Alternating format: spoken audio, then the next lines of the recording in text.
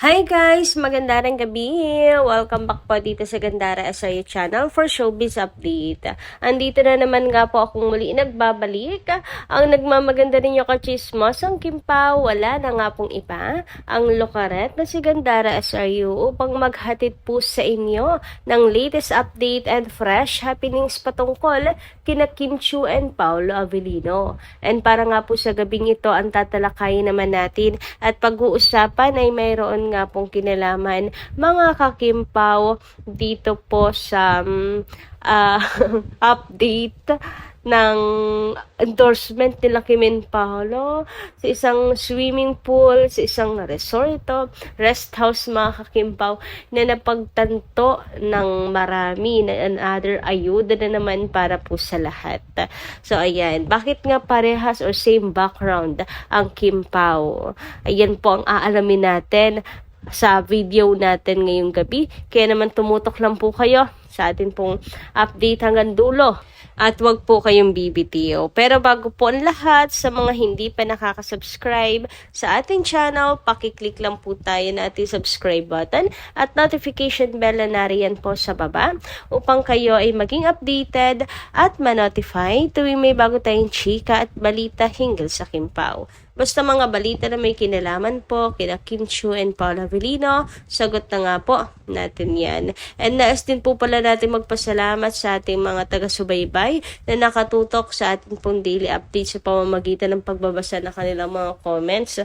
So narito nga ang ilan pong napili natin na basahin ngayong gabi para bigyan na rin ng tinig ang kanilang mga reaksyon at opinion bilang mga fans nila Kim and Paolo.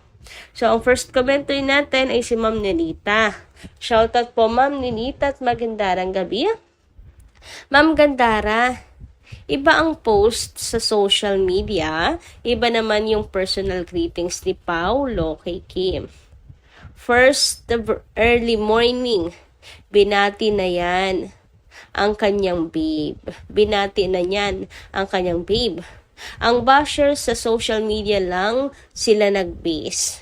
Halatang walang laman ang utak. Ayan, nasa desisyon na natin kung kailan tayo gustong maglapag ng mga ganap natin. Ganun din si Paolo at Kim.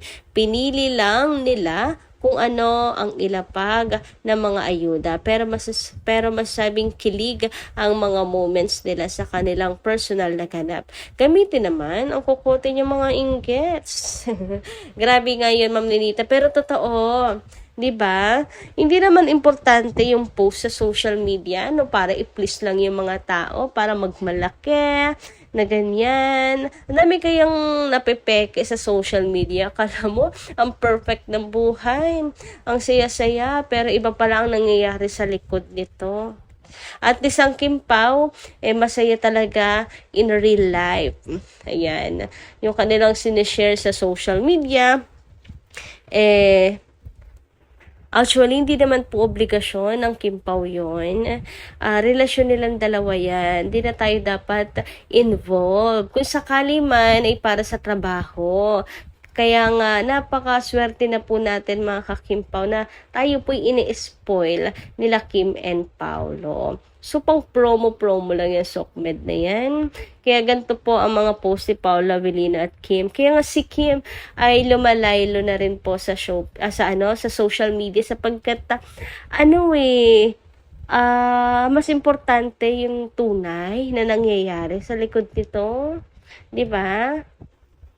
Basta tayo mga kakimpaw, happy tayo at alam natin na masaya ang Kimpaw po at kilala na natin at alam na kahit papano po ang kanilang mga galawan compare sa mga bashers na nagbe-base nga lang po sa social media. Di ba nga itong pagpunta ni Paolo sa birthday party ni Kimi kagabi? Walang post sa social media, nang bulaga na lang. And iba pa ang nagpaayuda mga Kim Pao. Kasi nga hindi naman sila pa social media. Si Kim nga natututo na rin po na maglaylo sa Sokmed. And syempre, ilimit na rin yung kanilang mga sinishare sa social media. Which is gano'n naman talaga dapat. Bigyan pa rin ng privacy yung sarili. Samantala, next comment naman po tayo. Mula po kina Madam Edna Rubio at Reni Atlas. Altas, shout out po sa inyo at maganda ng gabi po. Sabi nila rito, katrabaho yan ni Pao. Alam uyab, Kim. Ano ba yan? Puro na lang kayo panira. Huwag ganun. Ang Kim Pao, respeto sila dalawa. Huwag lagyan laging issue. Kim Pao, trabaho lang. Walang mali siya. Respeto si Pao kay Kim. May respeto si Pao kay Kim. Huwag, sige, ang bash sa Kim Pao. Wala namang ginawa si Pao.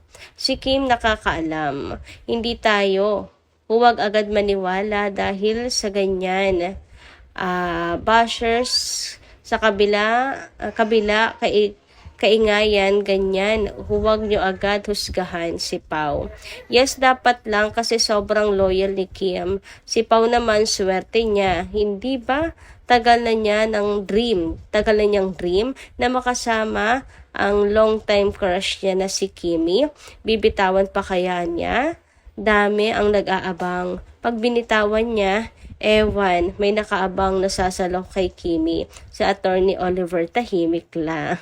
Ayan na nga, sa Attorney Oliver, na ano na naman, nabanggit na naman. Yung dati pong napabalita nga na may gusto po kay Chinita Princess. Pero, inano rin naman agad ni Kim. Kumbaga ay sinabi agad na walang pag-asa mga kakimpaw. So, about naman sa trabaho, kasi nga yung business partner ni Paolo Avellino, si Pao, kita mo yung respect kay Kimi. And sa business partner din, hindi siya mahawak, napaka-gentleman ni Paolo Avellino mga kakimpaw, diba? Kaya yung mga bashers, ewan ko ba, hayaan na lamang kasi pinapakita naman ni Paolo at pinapatunayan sa atin pong lahat, Kim Pao fans, sa loyal po siya kay Kim. So, never mind sa mga bashers, sa mga nega. Anyway, sabi naman po ni Mr. Madayag, yes, manifesting and waiting for this to happen. God bless us all and most especially to Kimi, who is our birthday celebrant. Gandara, nanood ako ng Showtime pero wala si Paolo. Malapit na silang aalis sa world tour nila. At mamimiss namin KP. Ayan, madam, huwag kayong mag-alala kasi for sure marami naman pong mga Kim Pao fans ang mag-share ng ayuda sa mga timbahay, Team Pinas, ayan. Kaya huwag kayong mag-alala. Pero, ayun nga, nalalapit na ang Kim Pao's World Tour. Actually, excited ako Excited ako kasi it's time naman para sa mga nasa ibang bansa, mga ka-Kim Pao. Kapag may project naman sila Kim and Paolo, like yung sa May Love Will Make You Disappear, paldong-paldo naman ang Team Pinas, 'di ba? So yung mga nasa ibang bansa naman ngayon, mapagbigyan na makasama si Paolo at Kim. Anyway, dahil nabanggit niyo nga po ang Showtime kanina, eto nga po at napaisip ang marami sa anong ibig sabihin ni Karil sa sinabi niyang papalapit na. Ang tanong po kasi, ano ang kanyang birthday wish or ultimate wish ni Kimi ngayong birthday niya? At ang sagot ni Kim ay ultimate happiness.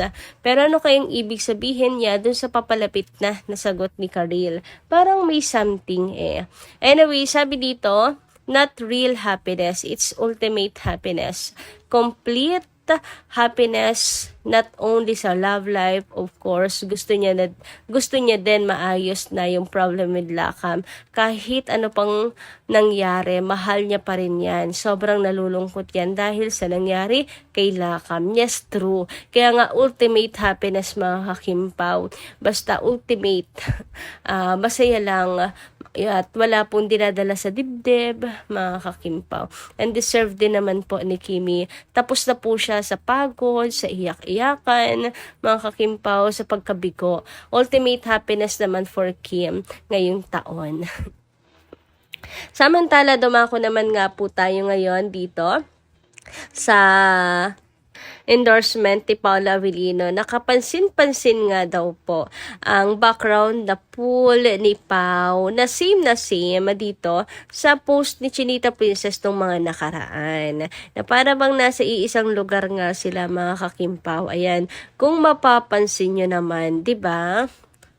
Nasa isang lugar po sila eh. Hindi tayo nagdidilulo kasi yan na ang pruweba nakalatag na nakikita naman siguro ninyo. Hindi naman kayo mga bulag, lalo na yung mga basher, di ba? So nasa isang lugar lang ang Kimpaw at isa lang ang ibig sabihin niyan, di ba? Hindi naman nasa iisang rest house lang ang Kimpaw nang walang sila. Napakalinaw ng mga detalye.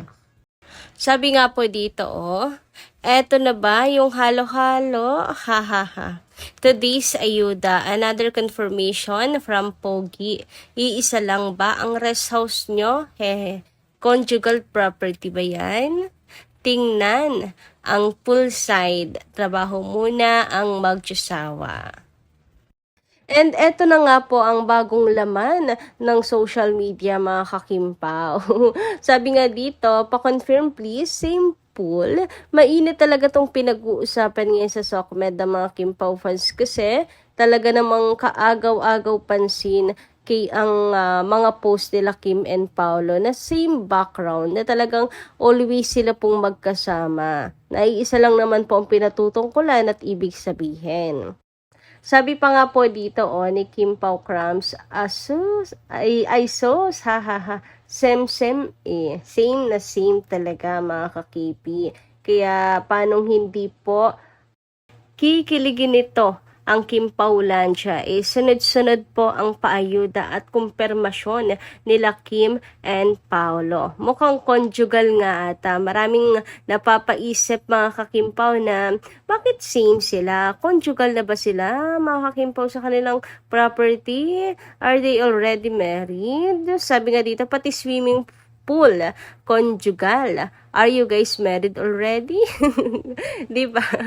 Ay, sinong hindi mababaliw? Talaga naman. Ako'y baliw na nga mga kakimpaw at mukhang late na naman makakatulog sa sobrang daming paayuda nila Kim and Paolo. So kayo guys, anong inyong say tungkol dito? Comment nga lang po dyan sa baba. Hanggang dito lang po muna ating update. Maraming salamat po sa inyong pakikinigan. Kita-kits po muli sa mga susunod nating chika. Maraming salamat at ingat po kayo palagi.